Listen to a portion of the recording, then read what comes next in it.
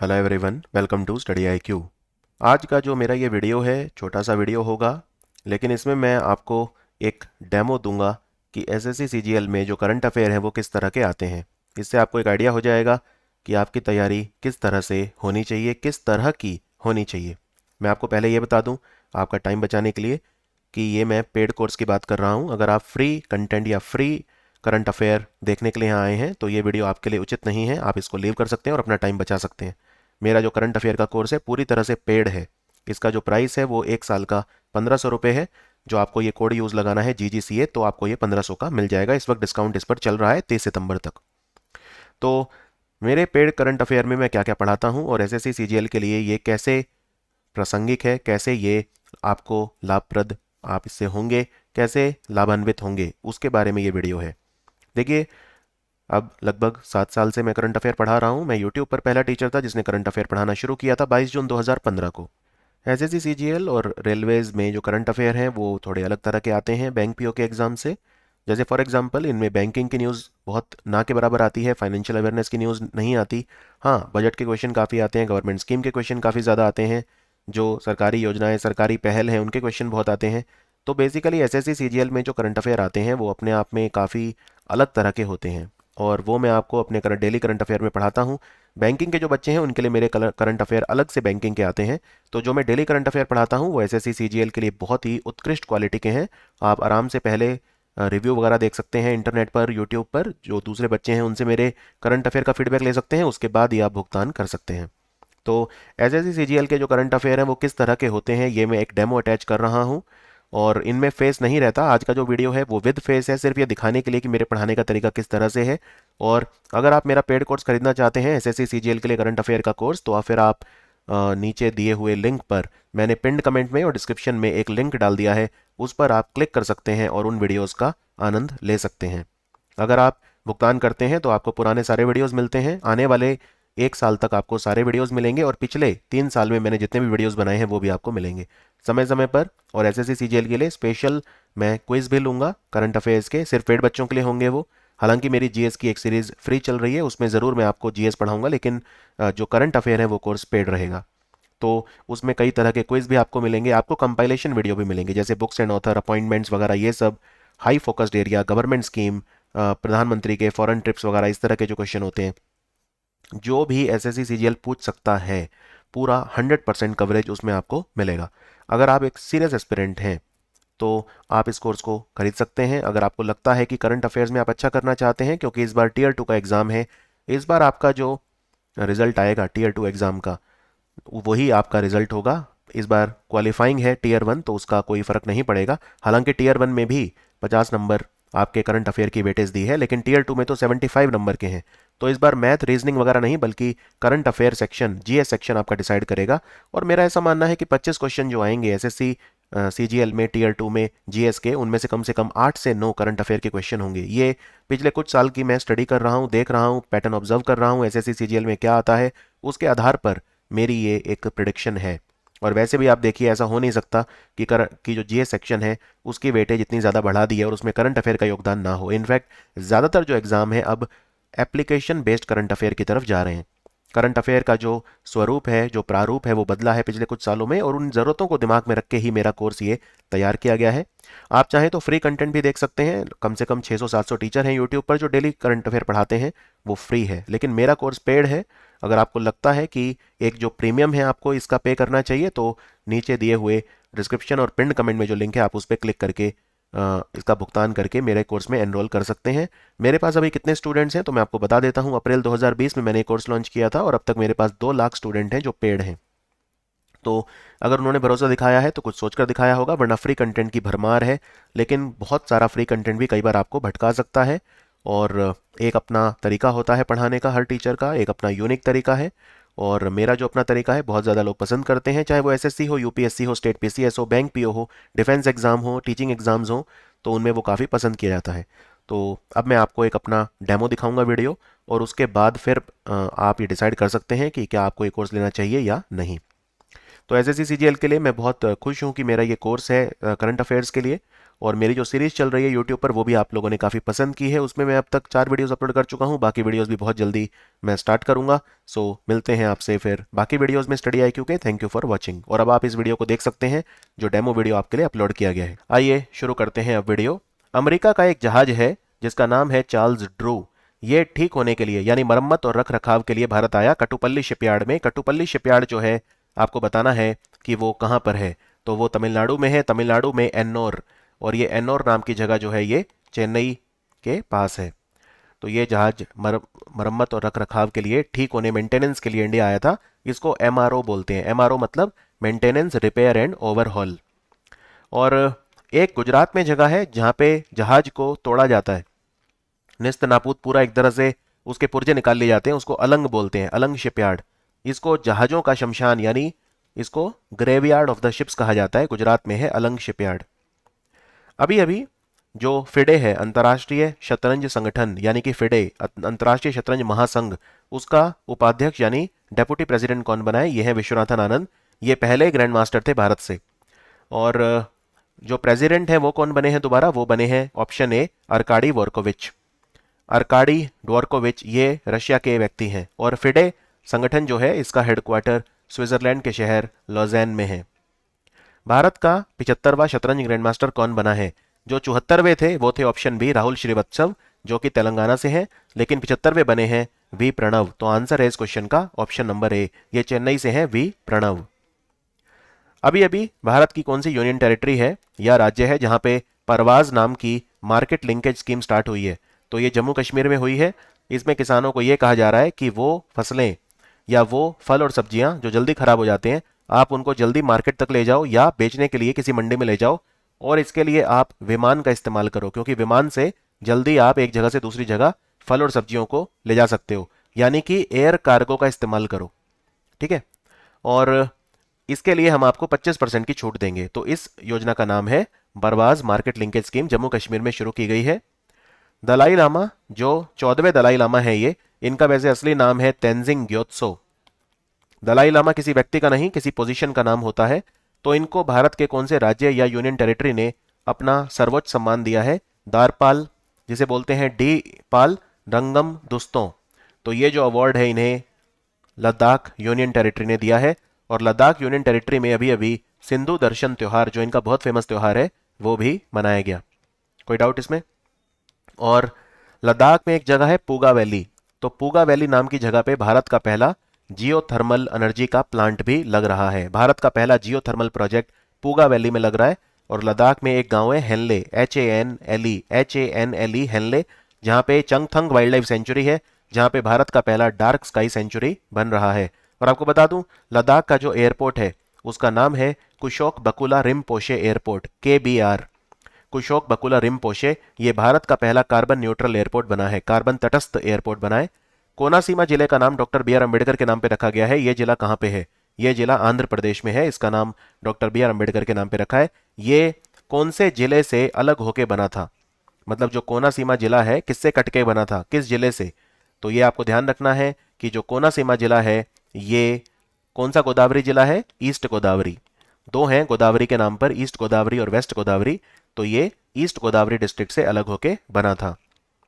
अभी अभी भारत ने कहा है कि वो 18 तेजस लड़ाकू विमान देगा मलेशिया को। इसे कौन बनाता है? इसे याद रखिए, हिंदुस्तान एरोनॉटिक्स लिमिटेड बनाती है। इनको LCA यानी लाइट कॉम्बैट एयरक्राफ्ट बोलते हैं। हिंदुस्तान एरोनॉटिक्स लिमिटेड इन्हें बनाती है और इसका हेडक्वार्टर बेंगलोर में है, HAL का। इसीलिए हिंदुस्तान एरोनॉटिक्स लिमिटेड अपनी पहला विदेशी कार्यालय मलेशिया में खोल रहा है। यह भी ध्यान रखिए। डोनी पोलो एयरपोर्ट कहाँ बन रहा है? ये अरुणाचल प्रदेश में बन रहा है। अरुणाचल प्रदेश की राजधानी ईटानगर से 15 किलोमीटर दूर एक जगह है होलोंगी। तो होलोंगी जो जगह है वहां पे ये बन रहा है। और इसका नाम अब दिया है डोनी पोलो एयरपोर्ट। पहले इसे होलोंगी एयरपोर्ट कहा जाता था, ये ध्यान रखिए। तो अब इसका नाम डोनी पोलो। डोनी मतलब होता है सूरज, पोलो मतलब होता है चांद। वर्ल्ड बायोफ्यूल डे यानी विश्व जैव ईंधन दिवस के अवसर पर प्रधानमंत्री मोदी ने भारत का सबसे बड़ा 2G इथेनॉल प्लांट कहां पे लगाया है? इसका उद्घाटन किया है पानीपत में, किया हरियाणा में। ध्यान रखिए, यह कब मनाया गया? 10 अगस्त को मनाया गया। तो 10 अगस्त को विश्व जैव ईंधन दिवस मनाया गया, यानी कि वर्ल्ड बायोफ्यूल डे। और ये जो पानीपत में भारत का सबसे बड़ा इथेनॉल प्लांट लगा है, ये 3 crore litre 3 crore litre ethanol बनाएगा एक साल में, और इसके लिए 2 लाख टन जो चावल की भूसी यानी पराली होती है उसका इस्तेमाल करेगा। तो इससे ना हमें सिर्फ हमें इथेनॉल मिलेगा, बल्कि हम स्टबल बर्निंग की जो प्रॉब्लम है पराली जलाने की उसको भी सॉल्व कर पाएंगे। और ये पानीपत में लगा है, ये अपने आप में बहुत इंपॉर्टेंट क्वेश्चन है। और हमारा लक्ष्य ये है कि हम 20% इथेनॉल मिला देंगे पेट्रोल में 2025 तक।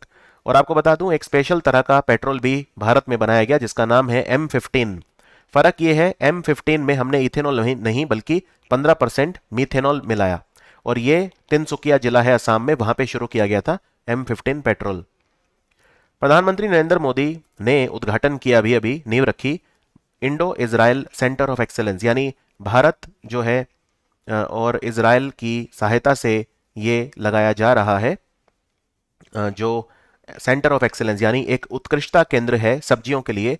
तो ये चंदौली में स्थापित किया जा रहा है। अब आपको बताना है ये चंदौली कहाँ है। चंदौली यूपी में है, उत्तर प्रदेश में है।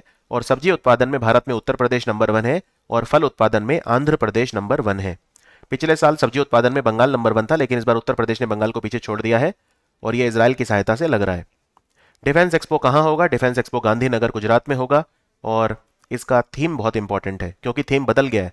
पहले इसका थीम था India the emerging defence manufacturing hub, जो इस फोटो में आप देख भी रहे हैं, लिखा हुआ है ऊपर डिफेंस एक्सपो, जहां लिखा है उसके ऊपर India the emerging defence manufacturing hub. लेकिन इसका नया थीम है path to pride, path to pride. और ये होगा कहां पे? गांधीनगर गुजरात में होगा। कब से कब तक होगा? ये 18 से 22 अक्टूबर 2022 में होगा। वज्र प्रहार हमने एक युद्धाभ्यास करा बकलोह हिमाचल प्रदेश में। कौन से देश के साथ? ये हमने अमेरिका के साथ करा। एक हमने अमेरिका के साथ सैन्य अभ्यास और करा है जिसका नाम है युद्ध अभ्यास, वो हमने ओली उत्तराखंड में करा है। और वज्र प्रहार हमने बकलोह हिमाचल में करा है। 45वां शतरंज का ओलंपियाड कहाँ होगा? 45वां जो शतरंज का ओलंपियाड है वो हंगरी में होगा। और हंगरी अभी अभी 107वां मेंबर बना है अंतर्राष्ट्रीय सौर गठबंधन का, इंटरनेशनल सोलर अलायंस का। यह भी ध्यान रखिए। एक इंपॉर्टेंट बात, 108वां मेंबर कौन बना है? पनामा। तो पनामा जो देश है वो 108वां मेंबर बना है, और नॉर्वे 106वां मेंबर बना था। और ये हंगरी में कब होगा? हंगरी में ये 2024 में होगा, हर 2 साल बाद होता है। और 2026 में जो 46वां होगा वो उज्बेकिस्तान में होगा। 44वां अभी अभी महाबलीपुरम में हुआ था, चेन्नई में। और वहां पे गोल्ड मेडल किसने जीता? पुरुषों में जीता उज्बेकिस्तान ने, महिलाओं में जीता यूक्रेन ने। कॉमनवेल्थ गेम्स में भारत ने कितने पदक जीते? भारत ने टोटल, आप स्क्रीन पे देख सकते हैं, 61 मेडल जीते, जिनमें 22 गोल्ड, 16 सिल्वर और 23 ब्रॉन्ज थे। तो भारत पदक तालिका में चौथे नंबर पे रहा। तो इस क्वेश्चन का आंसर है चौथा, नंबर 4। पहले नंबर पे पदक तालिका में ऑस्ट्रेलिया रहा। ऑस्ट्रेलिया ने टोटल 178 मेडल जीते, जिनमें 67 गोल्ड, 57 सिल्वर और 54 ब्रॉन्ज थे। भारत की तरफ से अगर पूछें कि सबसे ज्यादा मेडल किस खिलाड़ी ने जीते, तो अचंता शरत कमल, ये टेबल टेनिस के खिलाड़ी हैं। इन्होंने 4 मेडल जीते, जिनमें से 3 गोल्ड मेडल थे। अचंता शरत कमल। और किस खेल में भारत ने सबसे ज्यादा पदक जीते? पहलवानी, रेसलिंग में हमने पदक जीते 12। ठीक है, रेसलिंग में हमने सबसे ज्यादा पदक जीते। और यहां पे मैंने स्लाइड पे लिख दिए हैं जो गोल्ड मेडल जिन्होंने जीते, सब खिलाड़ियों के नाम लिख दिए हैं। इस पे एक बार जरूर आपको देखना है क्योंकि क्वेश्चन जरूर आएगा। अगले कॉमनवेल्थ गेम विक्टोरिया में होंगे। विक्टोरिया शहर कहां है? विक्टोरिया शहर ऑस्ट्रेलिया में है। एनआईओटी यानी national institute of ocean technology, जो चेन्नई में है, एनआईओटी, वो ओशियल थर्मल एनर्जी कन्वर्जन प्लांट लगा रहा है। कहां पर? तो ये लक्षद्वीप में लगेगा। यहां पे हर रोज 1 लाख लीटर समुद्र का जो पानी है वो पीने योग्य बनाया जाएगा। इसके लिए ओशियन थर्मल एनर्जी का इस्तेमाल किया जाएगा। तो राष्ट्रीय महासागर प्रौद्योगिकी संस्थान एनआईओटी जो है चेन्नई में, वो इसको लगा रहा है लक्षद्वीप की राजधानी कावारती में। अभी अभी एनर्जी कंजर्वेशन बिल आया है जो पुराने कौन से एनर्जी कंजर्वेशन यानी ऊर्जा संरक्षण अधिनियम में बदलाव लेकर आएगा? एनर्जी कंजर्वेशन जो एक्ट है हमारा, वो है एनर्जी कंजर्वेशन एक्ट 2001 का। तो इस क्वेश्चन का आंसर है 2001। इसमें हम बदलाव करेंगे। क्या बदलाव करेंगे?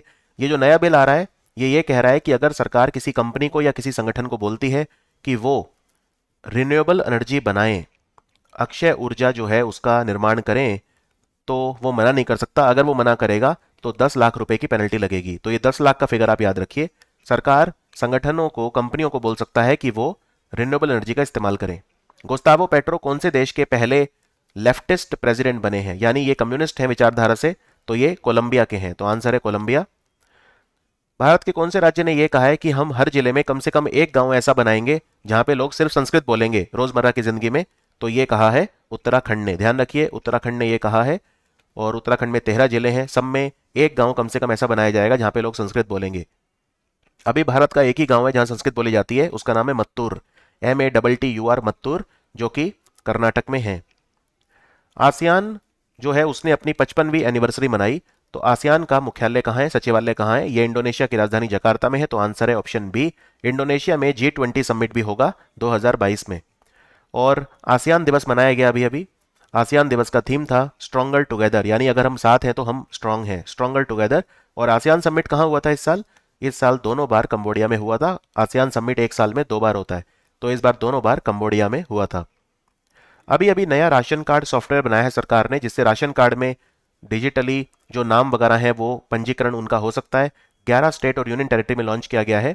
इससे राशन कार्ड के जो बेनिफिशियरी हैं, जो लाभान्वित लोग हैं, उनकी शिनाख्त भी हो सकेगी, उनको आइडेंटिफाई और वेरीफाई भी किया जा सकेगा। इसका नाम है राशन मित्र। तो आंसर है ऑप्शन ए। और भारत के 11 राज्य और यूनियन टेरिटरी में इसको लॉन्च किया गया है। और अभी अभी भारत का 36वां राज्य और यूनियन टेरिटरी मिला के जो आखिरी था वो था असम, जिसने one nation one ration card को अपनाया है। जेम्स मरापे कौन से देश के प्रधानमंत्री बने हैं? James Marape Papua New Guinea के प्रधानमंत्री बने हैं, जिसकी राजधानी है पोर्ट मोरेस्बी। अभी अभी भारत कौन से देश में 750 मेगावाट का वेस्ट सेती हाइड्रो पावर प्रोजेक्ट, जो कि सेती नदी पे बन रहा है, ये जल विद्युत परियोजना का निर्माण भारत करेगा? तो भारत कौन से देश में बना रहा है इसे? नेपाल में। और इसे भारत की कौन सी कंपनी बनाएगी? NHPC, यानी national hydro electric power corporation, NHPC बनाएगी। एक बात में और याद रखिए, हम एक 679 यानी 679 मेगावाट का lower Arun hydro power project भी बना रहे हैं नेपाल में। लेकिन इसको कौन बना रहा है? इसको बना रहा है सतलुज जल विद्युत निगम, SJVN। अभी अभी भारत का कौन सा पूर्वोत्तर का राज्य है, नॉर्थ ईस्ट का, जो कह रहा है कि मैं नेशनल रजिस्टर ऑफ सिटीजन्स लेकर आऊंगा, जिसे जो इस राज्य के लोग नहीं है मैं उनको बाहर करूंगा? तो ये मणिपुर लेकर आएगा। असम इससे पहले लेके आ ही चुका है। और मणिपुर में 3 तरह के लोग रहते हैं। एक तो रहते हैं नागा, जो ट्राइबल हैं। एक रहते हैं कुकी, कुकी भी ट्राइबल है। और एक रहते हैं मीटई, मीटई नॉन ट्राइबल है। इन तीनों, ये 3 डोमिनेंट कम्युनिटी हैं मणिपुर में। और वहां पे जो दूसरे देशों के लोग घुस आए हैं मणिपुर में, तो उनकी सरकार कह रही है कि अब हम उन्हें बाहर निकालेंगे। नागालैंड भी लेकर आया है ऐसा ही register of indigenous inhabitant of Nagaland, यानी RIIN, जिसमें वो नॉन इंडिजिनस जो नागा हैं, या जो इंडिजिनस नागा के अलावा जो लोग हैं वहां पे, उनको वो बाहर निकालना चाहता है नागालैंड से। तो असम और नागालैंड लेके आ चुके हैं, मणिपुर भी लेके आ रहा है। भारत में अभी अभी दिल्ली का पहला बैम्बू पार्क, जिसका नाम है बानसेरा, इसका उद्घाटन किसने किया? इसका उद्घाटन करा विनय कुमार सक्सेना, जो दिल्ली के लेफ्टिनेंट गवर्नर हैं। इससे पहले ये KVIC के चेयरमैन थे, खादी और ग्राम उद्योग आयोग के। अभी KVIC का चेयरमैन है मनोज कुमार। और भारत का पहला बैम्बू पार्क दिल्ली में नहीं बना, वो त्रिपुरा में बना था, जिसका नाम है बाशग्राम। ये कटलामारा नाम की जगह है त्रिपुरा में, वेस्ट त्रिपुरा डिस्ट्रिक्ट में। वहां पे बाशग्राम भारत का पहला बैम्बू पार्क बना था। अभी अभी रशिया ने रॉकेट अपना छोड़ा, सोयूज। ये एक सैटेलाइट को लेकर गया खय्याम। इसका नाम ओमार खय्याम के नाम पे रखा गया है सैटेलाइट का नाम। कौन से देश की सैटेलाइट है? ये ईरान की सैटेलाइट है। तो आंसर है ईरान। भारत के कौन से राज्य ने एक योजना शुरू करी है, पावना, जिसमें जो मासिक धर्म रिलेटेड प्रोग्राम है, ये मतलब सैनिटरी पैड वगैरह दिए जाएंगे महिलाओं को। इसमें महिलाएं सैनिटरी पैड का निर्माण करेंगी, उनको जो भी फैक्ट्री लगाने के लिए सामान चाहिए, सब्सिडी वगैरह सरकार देगी। तो ये शुरू करा है छत्तीसगढ़ की सरकार ने। तो आंसर है छत्तीसगढ़, इसका नाम है पावना। भारत ने पर्सनल डेटा प्रोटेक्शन बिल जो आया था, जो हमारा निजता का अधिकार सुनिश्चित करने के लिए जो विधेयक आया था, यानी व्यक्तिगत डेटा संरक्षण विधेयक, वो वापस ले लिया।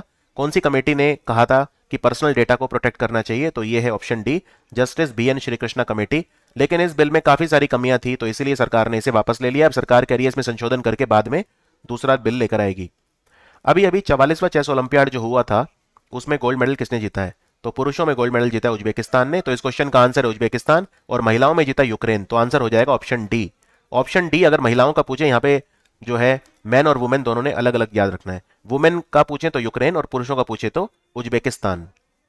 और आप यहाँ पे देख सकते हैं जैसा कि बोर्ड प्राइज भी होता है। बोर्ड प्राइज मतलब इंडिविजुअल दिया जाता है। तो बोर्ड 1 और बोर्ड 2 पे इंडियंस को मिला। बोर्ड 1 पे मिला डी गुकेश को, और बोर्ड 2 पे मिला निहाल सरीन को। आगे बढ़ते हैं। गवर्नमेंट ई मार्केट प्लेस जो एक प्लेटफॉर्म है जहां पे सरकारी विभाग, सरकारी मंत्रालय सामान खरीदते हैं, वहां पे अब कौन सामान खरीद सकता है? तो वहां पे अब जो सहकारी समितियां हैं, कॉपरेटिव्स, वो भी खरीद सकते हैं। इसका उद्घाटन किसने किया? इसका उद्घाटन अमित शाह ने किया, जो हमारे सहकारी मंत्री हैं, यानी मिनिस्टर ऑफ कॉपरेटिव्स। लेकिन कंडीशन ये है वही सहकारी समितियां खरीद सकती हैं जिनका डिपॉजिट साइज कम से कम 100 करोड़ रुपए का है। ठीक है। अभी अभी भारत ने कंबाइंड मैरीटाइम फोर्सेस के साथ सहयोग शुरू कर दिया है, कॉपरेशन शुरू कर दिया। ये कहां पर है? इसमें बहुत सारे कंट्री हैं जिनकी जो मैरीटाइम फोर्सेस है, समुद्री सेना, वो मिलकर काम करती है। तो ये बहरेन में है। इसमें 34 मेंबर्स हैं इसके। तो आंसर है बहरेन। और बहरेन अभी अभी न्यूज़ में क्यों था? क्योंकि बहरेन ने भी जो इंटरनेशनल सोलर अलायंस है वो ज्वाइन करा है। वो 104वां मेंबर था बहरेन उसका। रेडियो चैनल शुरू करा है योगी आदित्यनाथ ने। अभी अभी उसका क्या नाम है? ये काकोरी ट्रेन एक्शन डे, जिस दिन काकोरी की ट्रेन लूटी गई थी, जिसको नाम बदलकर पहले काकोरी ट्रेन कॉन्स्पिरेसी बोलते थे, फिर इसका नाम काकोरी कांड या काकोरी कॉन्स्पिरेसी से बदलकर काकोरी ट्रेन एक्शन कर दिया गया था। 9 अगस्त का दिन होता है ये। तो रेडियो जो लॉन्च हुआ है उसका नाम है रेडियो जय घोष। तो आंसर है ऑप्शन ए, रेडियो जय घोष। भारत एनसीएपी न्यूज़ में था अभी अभी। भारत एनसीएपी क्या है? ये भारत एनसीएपी क्या है? तो इसमें गाड़ियाँ जो हैं उनके टेस्ट होंगे। तो ये एक मोटर वाहन सुरक्षा, आंसर है option C, motor vehicle safety के लिए है। गाड़ियों की टेस्टिंग की जाएगी इसमें और गाड़ियों की सेफ्टी रेटिंग दी जाएगी। ये किन गाड़ियों की होगी? जो पैसेंजर गाड़ियां हैं उनकी होगी, जिनको हम M1 कैटेगरी की गाड़ियां बोलते हैं। और ये भारत में लागू हो जाएगा 1 अप्रैल 2023 से। तो गाड़ियों को रेटिंग दी जाएगी, स्टार रेटिंग। ठीक है। जो गाड़ी जितनी सेफ होगी उसकी रेटिंग उतनी ज़्यादा होगी। तो जो कस्टमर है वो गाड़ी खरीदने से पहले वो एक इन्फॉर्म डिसीजन ले सकते हैं। 3.5 टन से कम की जो गाड़ियां हैं वजन में, M1 गाड़ियां बोलते हैं, पैसेंजर गाड़ियां, उनके लिए ये रेटिंग आई है ministry of road transport and highway के द्वारा। अभी अभी बायोलॉजिकल डाइवर्सिटी बिल आया है। ये कौन से पुराने कानून में परिवर्तन करेगा? तो ये हमारा जो बायोडाइवर्सिटी एक्ट है पुराना 2002 का, उसमें परिवर्तन करेगा। हम नागोया प्रोटोकॉल जो था जापान का, उसको लागू करना चाहते हैं, तो उसमें भी ये हमारी हेल्प करेगा। तो हम आज के हिसाब से जो है इसे करना चाहते हैं। ठीक है। और एक आईची टारगेट्स भी थे। आईची टारगेट 20 हैं, हम उन्हें भी अपनाना चाहते हैं। आईची टारगेट जो हैं जो 2011 से 2020 के लिए आए थे वैसे तो ओरिजिनली, तो ये सब हम बेसिकली समय के साथ परिवर्तन करना चाहते हैं। तो इसीलिए हम इसमें संशोधन कर रहे हैं, 2002 वाले अधिनियम में संशोधन कर रहे हैं, जैव विविधता जो हमारा अधिनियम है उसमें। टाइगर रेंज कंट्री समिट कहाँ हुआ था? दुनिया के 13 कंट्री ऐसे हैं जिन्हें टाइगर रेंज कंट्री बोलते हैं, जहाँ पे बाघ पाए जाते हैं।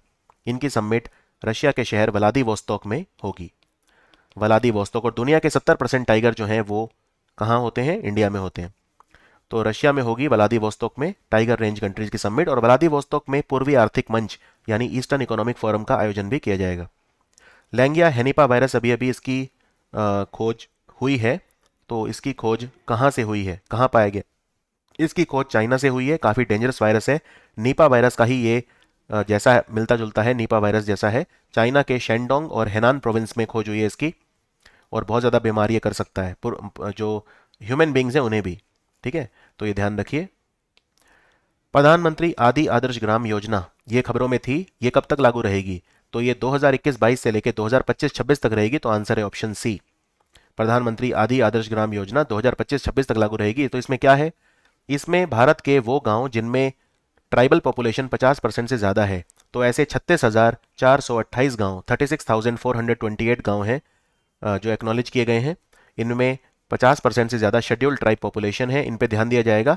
और एक गांव को 20,38,000 रुपये दिए जाएंगे, जिससे वहाँ पे इंफ्रास्ट्रक्चर वगैरह या फैसिलिटीज़ वगैरह हो सके। तो ये मिनिस्ट्री ऑफ ट्राइबल अफेयर ने शुरू करी है।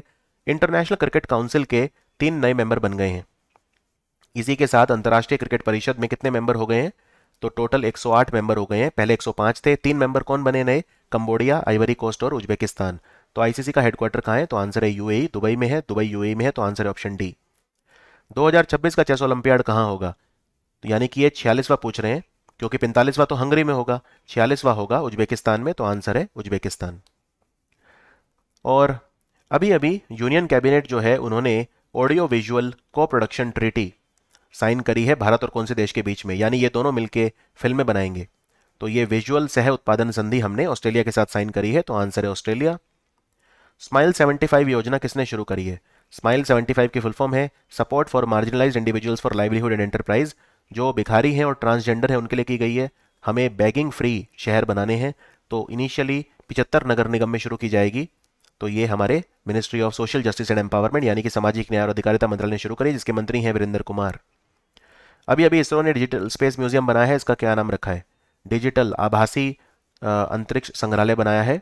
इसका नाम रखा है स्पार्क। इसमें आप इसरो के सारे वीडियोस, ऑडियोज, पीडीएफ वगैरह सब देख सकते हैं।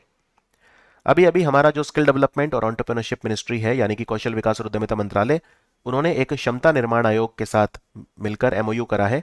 कौन सी कंपनी भारत में आईएएस अफसर जो हैं, सिविल सेवक, सिविल सर्वेंट, उन्हें ट्रेनिंग देगी, प्रशिक्षण देगी? तो ये कंपनी है माइक्रोसॉफ्ट। इसका नाम है मिशन कर्मयोगी। शशि थरूर को कौन से देश का सर्वोच्च सम्मान मिला है? शेवेलियर डेला लेजियन डे ऑनर, यानी कि लेजियन ऑफ ऑनर। ये फ्रांस का सर्वोच्च सम्मान है जो शशि थरूर को मिला है। कोई डाउट इसमें? शशि थरूर तिरुवनंतपुरम से लोकसभा सांसद हैं। कौन से भारत के स्वतंत्रता सेनानी हैं जिनका जो लंदन में घर है उसको ब्लू प्लाक मिला है, ब्लू प्लाक सम्मान? तो ये दादा भाई नारोजी, जिन्हें हम grand old man of India बोलते हैं। तो आंसर है ऑप्शन सी। अभी अभी भारत की सरकार ने लक्ष्य रखा है कि जो हमारी हम ऊर्जा यूज करेंगे उसमें नेचुरल गैस कितनी होगी 2030 तक। तो 2030 तक जो हमारा एनर्जी मिक्स होगा उसमें 15% जो है वो नेचुरल गैस होगी। तो आंसर है 15%। भारत में कहां पर अवसर योजना के तहत श्रीनगर एयरपोर्ट पर जगह बता दी है? श्रीनगर एयरपोर्ट पर अवसर योजना। अवसर योजना क्या है? इसमें जो ये हैंडीक्राफ्ट वगैरह बेचते हैं सामान, इनको हम 100 से 200 स्क्वायर फीट की जगह देते हैं एयरपोर्ट पे, जिससे वो अपना सामान बेच सकें, और बारी बारी सबका नंबर आता है तो सब पैसा कमा सकते हैं। तो जो श्रीनगर एयरपोर्ट पे जगह बनाई है उसका क्या नाम रखा है? उसका नाम रखा है उम्मीद मार्केट प्लेस। तो आंसर है ऑप्शन बी। भारत रंग महोत्सव का उद्घाटन किसने किया? ये मुंबई में हुआ था, रविंद्र नाट्य मंदिर में। भारत रंग महोत्सव को कराता है नेशनल स्कूल ऑफ ड्रामा, जो मिनिस्ट्री ऑफ कल्चर के अधीन आता है। इसका उद्घाटन करा महाराष्ट्र के जो गवर्नर हैं भगत सिंह कोश्यारी। तो आंसर है option B. Lumpy provoke end दवाई आई है लंपी वायरस के लिए। तो आपको बताना है ये किसने लॉन्च की थी अभी अभी। ये जो दवाई है लंपी प्रोवैक इंड दवाई, ये नरेंद्र सिंह तोमर जो कृषि मंत्री उन्होंने लॉन्च करी थी। ये बनाई किसने, ज़्यादा इंपॉर्टेंट क्वेश्चन है। तो एक जगह है यूपी में बरेली, बरेली में एक जगह है इज्जत नगर, वहाँ पे एक इंडियन वेटरनरी रिसर्च इंस्टीट्यूट है आईवीआरआई। उन्होंने राष्ट्रीय अश्व अनुसंधान संस्थान यानी नेशनल एक्विन रिसर्च सेंटर जो हिसार हरियाणा में है उसके साथ मिलकर लॉन्च करी है। तो ये काफ़ी इंपॉर्टेंट क्वेश्चन है, किसने लॉन्च करी है? दवाई का नाम है लंपी प्रोवैकेंड। क्रिमिनल प्रोसीजर एक्ट आया है 2022, ये कौन से पुराने कानून को रिप्लेस करेगा?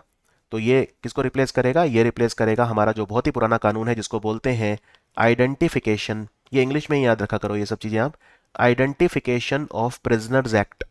ये 1920 का कानून है, बहुत ही अंग्रेजों के जमाने का कॉलोनियल कानून है, उसको रिप्लेस करेगा क्रिमिनल प्रोसीजर एक्ट। इसके तहत जो क्रिमिनल डेटा है आप 75 साल तक स्टोर कर सकते हैं। अभी अभी ऐसी दवाई आई है जो अप्रूव हो गई है, आप इसको बूस्टर की तरह ले सकते हैं। क्या नाम है? ये भारत की पहली खुद की बनाई हुई देसी रिसेप्टर बाइंडिंग डोमेन प्रोटीन सब यूनिट वैक्सीन है। इसका नाम है कोर्बेवैक्स। अगर आपने कोविशील्ड या कोवैक्सीन ली थी फर्स्ट या सेकेंड डोज में पहले, तो भी आप इसको थर्ड डोज के तौर पे ले सकते हैं। ये बनाई किसने है? ये हैदराबाद की कंपनी है बायोलॉजिकल ई, उसने बनाई है। Rear admiral Guillermo Pablo Rios, ये United Nations military observer group in India and Pakistan के हेड बने हैं। ये कौन से देश के व्यक्ति हैं?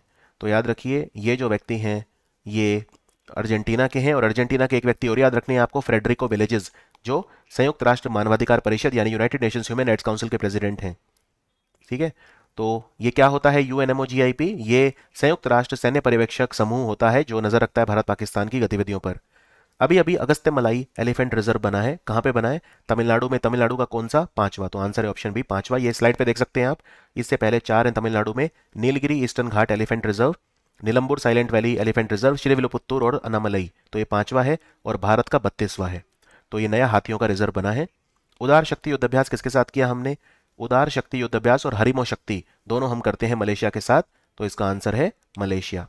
मलेशिया में Sultan Azlan Shah hockey tournament भी खेला जाता है, और मलेशिया की राजधानी कुआलालंपुर में विश्व बैडमिंटन फेडरेशन का हेडक्वार्टर भी है। औरबिंदो घोष, इनकी 150वीं जयंती मनाई गई। इस उपलक्ष्य में भारत की 75 जेलों में स्पिरिचुअल प्रोग्राम चलाए जाएंगे, आध्यात्मिक प्रोग्राम चलाए जाएंगे। तो कब मनाई गई इनकी 75वीं एनिवर्सरी? इनकी थी 15 अगस्त यानी आज़ादी वाले दिन। ये हमारी 76 इंडिपेंडेंस डे था और आज़ादी की 75वीं एनिवर्सरी थी, आज़ादी का अमृत महोत्सव। अभी अभी असेंशियल कमोडिटीज एक्ट यानी आवश्यक वस्तु अधिनियम लागू हो गया तूर दाल पे, जिससे तूर दाल के दाम बढ़े ना। तो ये कब पास हुआ था? ये 1955 का कानून है। असेंशियल कमोडिटी, जब किसी चीज को हम आवश्यक वस्तु डिक्लेयर कर देते हैं असेंशियल कमोडिटी, तो आप उसको स्टोर या होल्ड करके नहीं रख सकते जिससे मार्केट में उसकी कमी हो जाए और दाम बढ़े। भारत का पहला ऐसा लैंप है वाटर लैंटर्न जो सेलाइन वाटर से चलता है, इसका क्या नाम है? इसका नाम है रोशनी। और जो सागर अन्वेषिका हमारा जहाज है जो रिसर्च के काम आता है, वहाँ पे ये रोशनी नाम का एक ऐसा लैंप है जो खारे पानी से चलेगा। तो रोशनी इसका नाम है। एनआईओटी चेन्नई के द्वारा ये लगाया गया है यहाँ पे। नेचर इंडेक्स में हमारा बेस्ट कॉलेज कौन सा है इंडिया का? नेचर इंडेक्स में हैदराबाद विश्वविद्यालय option B, university of Hyderabad को बेस्ट स्थान मिला। भारत में 11 नए रामसर साइट बन गए हैं। तो अब कितने हो गए हैं? तो पहले 49 थे, 5 और बने, फिर हो गए 54, फिर 10 और बने, हो गए 64, फिर 11 और बने, हो गए 75। अब 75 है, तो आंसर है 75। और 11 जो बने आप इनके नाम यहाँ देख सकते हैं। उड़ीसा में ऊपर के 3 हैं, टम्पारा झील, हीराकुड रिजर्वायर और अनसुपा लेक। फिर मध्य प्रदेश में यशवंत सागर, तमिलनाडु में फिर ये 4, चित्रानगुड़ी, सुचिंद्रम थरूर, वडवूर और कंजीरंकुलम। महाराष्ट्र में थाने क्रीक और जम्मू कश्मीर में हिगम और शालबाग। एशिया का सबसे बड़ा बायोगैस प्लांट कहाँ लगा है? भी पंजाब में लगा है, संगरूर में। तो आंसर है ऑप्शन बी, संगरूर। पहला खेलो इंडिया महिलाओं का हॉकी लीग अंडर 16 टूर्नामेंट कहाँ हुआ? मेजर ध्यानचंद स्टेडियम, दिल्ली में। तो आंसर है दिल्ली। अटल पेंशन योजना भी खबरों में थी, कौन से साल में आई थी? अटल पेंशन योजना जो है ये 2015 में आई थी। तो क्या कानून आया है इस पे? कानून ये है, अगर आप इनकम टैक्स भरते हैं तो अटल पेंशन योजना का लाभ नहीं ले सकते। तो आंसर है 2015। 18 से 40 आपकी उम्र होनी चाहिए अटल पेंशन योजना का लाभ लेने के लिए। और 1,000 रुपये से लेकर 5,000 रुपये तक की पेंशन आपको मिलती है 60 साल पूरे होने के बाद। एंड्रोल मैनुअल लोपेर ऑब्रेडोर ने कहा है दुनिया में शांति स्थापित करने के लिए एक एक पीस कमीशन बनाया जाए, इसमें भारत के प्रधानमंत्री मोदी को लिया जाए। ये कहाँ के राष्ट्रपति हैं? ये मैक्सिको के राष्ट्रपति हैं। आप अपने स्क्रीन पर देख सकते हैं। ये जो शांति आयोग बनेगा इसमें 3 लोग होंगे, प्रधानमंत्री मोदी, संयुक्त राष्ट्र के महासचिव एंटोनियो गुटेरेस और पोप फ्रांसिस। पडांग नाम की जगह है जहाँ पे नेताजी सुभाष चंद्र बोस ने नारा दिया था दिल्ली चलो, कहाँ पे है? ये सिंगापुर में है। और याद रखिए सिंगापुर ने कहा है कि वो इस जगह को प्रिजर्व करेगा मॉन्यूमेंट्स एक्ट के तहत। तो ये बहुत बड़ा डिसीजन सिंगापुर ने लिया है। नामग्या खाम्पा कौन से देश में हमारे राजदूत बने हैं नए? नामग्या खाम्पा ये केन्या में हमारे राजदूत बने हैं। भारत ने डॉर्नियर 228 एयरक्राफ्ट कौन से कंट्री को गिफ्ट करे हैं? ये हमने श्रीलंका को गिफ्ट कराया। अभी भारत में इसे हिंदुस्तान एरोनॉटिक्स लिमिटेड जो है वो बनाती है। टोर्टानुस धृतीयई, टोर्टानुस धृतीयई डिस्कवर हुआ है। ये कौन सा कीड़ा है? ये एक कॉपपॉड है, जो कॉकरोच टाइप होता है, कॉकरोच जैसा दिखता है ये। इसका नाम धृतीयई रखा है धृति बनर्जी के नाम पे। Dhriti Banerjee zoological survey of India यानी भारतीय प्राणी सर्वेक्षण के इतिहास में पहली महिला है जो इसकी डायरेक्टर बनी है। जूलॉजिकल सर्वे ऑफ इंडिया का हेडक्वार्टर कोलकाता में है। आयुष ग्रिड प्रोजेक्ट आयुष मंत्रालय कौन से मंत्रालय के साथ कर रहा है? ये कर रहा है ministry of electronics and IT यानी कि सूचना प्रौद्योगिकी मंत्रालय, इलेक्ट्रॉनिक्स और सूचना प्रौद्योगिकी मंत्रालय। इसमें आयुष का पूरी तरह से डिजिटाइजेशन किया जाएगा। आगे बढ़ते हैं। कौन से वायरस के प्रकार हैं जिनको नाम दिया है विश्व स्वास्थ्य संगठन ने, WHO ने, क्लैड 1, क्लैड 2A और क्लैड 2B? तो ये मंकी पॉक्स के हैं। और क्या मंकी पॉक्स की कोई दवाई है हमारे पास? हाँ, मंकी पॉक्स की अभी जो है एक ही दवाई आई है और वो डेनमार्क की कंपनी ने बनाई है जिसका नाम है बावारियन नॉर्डिच। बावारियन नॉर्डिच नाम की कंपनी है। दवाई का नाम है इम्वानेक्स, IMVANEX, इम्वानेक्स। अभी अभी भारतीय आर्मी को एफइंसास, निपुण माइन और लैंडिंग क्राफ्ट असॉल्ट नाम की नाव गिफ्ट करी है किसने? ये सब दी है राजनाथ सिंह ने। क्या होता है ये सब? एफइंसास में हमें आधुनिक बंदूकें मिलती हैं, AK-203 राइफल मिलती है जो भारत में अमेठी में बनती है रशिया के साथ मिलकर। निपुण माइंस लोगों को उड़ाने के लिए होती है, सोल्जर दूसरे कंट्री के उनको उड़ाने के लिए होती है। सोल्जर एंटी सोल्जर माइन होती है ये। तो ये माइन किसने बनाई है? निपुण माइन ये बनाई है ARDE पुणे। ARDE DRDO की लेबोरेटरी है और ARDE की फुल फॉर्म है armament research and development establishment, ये पुणे में है। और तीसरा है लैंडिंग क्राफ्ट असॉल्ट नाव जो हम यूज करेंगे पेंगोंग सो लेक में, लद्दाख में। और ये बनाई है गोवा की एक कंपनी ने जिसका नाम है Aquarius, Aquarius shipyard limited. William समो अराप रूटो कौन से देश के राष्ट्रपति बने हैं? तो केन्या के राष्ट्रपति बने हैं विलियम समो अराप रूटो, राइट। और केन्या में मैंने जैसे बताया था हमारा नया राजदूत जो है वो भी बना है जिनका नाम है नामग्या खाम्पा। इंडिपेंडेंस डे के अवसर पर कितने पुलिस पदक दिए राष्ट्रपति ने? तो टोटल 1082 दिए, आप स्क्रीन पे देख सकते हैं। 347 जो थे वो थे पुलिस मेडल फॉर गैलेंट्री, 87 थे police medal for distinguish service और 648 थे police medal for meritorious service. तो टोटल थे 1082। कोविड वैक्सीन के ओमिक्रॉन के लिए, ओमिक्रॉन वेरिएंट के लिए पहली दवाई किसने बनाई है? इसका नाम है स्पाइक वैक्स। इसको मॉडर्ना ने बनाया है, ब्रिटेन, यूके। तो आंसर है यूके। चेनाब रेलवे पुल का जॉइंट बन गया है, तो ये कहाँ पे बना है? ये जम्मू कश्मीर के रियासी में बना है। ये बक्कल गांव को कोरा से कनेक्ट करेगा रियासी में। ये सबसे ऊंचा पुल है रेलवे का पूरी दुनिया में। इसकी ऊंचाई है 359 मीटर, 359 मीटर।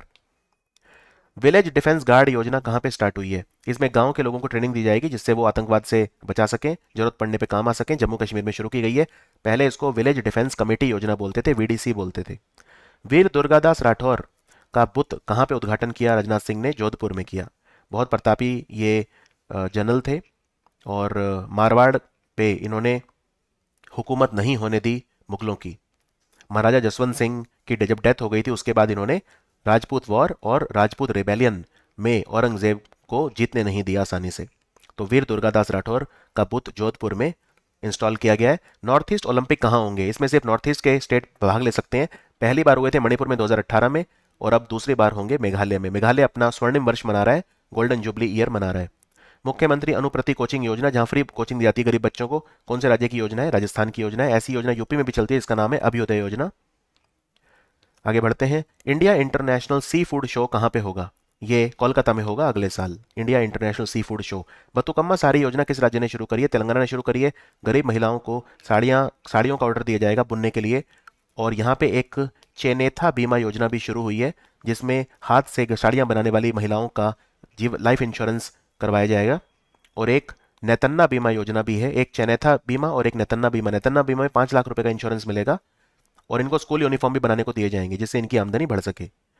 अभी अभी कौन सी योजना सरकार ने शुरू करी है? हेल्थ मिनिस्ट्री ने, जिसमें शुरू के 2 साल में बच्चों का जो मानसिक जो ब्रेन डेवलपमेंट होता है, कॉग्निटिव डेवलपमेंट होता है, उसको नज़र रखते हुए, मतलब उसको नज़रअंदाज नहीं करना और उसको प्रमोट करना है। तो इसका नाम है पालन 1000। आंसर है ऑप्शन डी, पालन 1000। डोरन कप कौन से खेल में खेला जाता है? अभी 131वीं बार शुरू हो गया है, तो इस बार ये 3 जगह पे खेला जाएगा, बंगाल, असम और मणिपुर। तो आंसर है फुटबॉल। ये फुटबॉल टूर्नामेंट है, एशिया का सबसे पुराना टूर्नामेंट है डोरन कप। ठीक है, ये शिमला में हुआ था पहली बार 1888 में। एक अंग्रेजी अफसर थे, सर मोर्टिमर डोरन, उन्होंने शुरू करवाया था। गर्दा लेक कहाँ पे है जो पूरी तरह से सूख गया है? तो ये इटली में है, तो आंसर है इटली। इटली में एक लेक और है जिसको बोलते हैं लेक कोमो। अभी अभी advance towed artillery gun system, ये हमारी देसी तोप है, इनसे हमने तोपों की सलामी दी। किस तोपों की सलामी दी जाती है इंडिपेंडेंस डे पर? पहली बार, जब से भारत आज़ाद हुआ है, पहली बार तोपों की सलामी एक भारतीय तोप ने दी है। कौन बनाता है इस तोप को? Advance towed artillery gun system, इसको डीआरडीओ बनाता है, ऑप्शन ए। लेकिन डीआरडीओ की कौन सी लेबोरेटरी? लेबोरेटरी वही है जिसका नाम है ARDE Pune, armament research and development establishment Pune.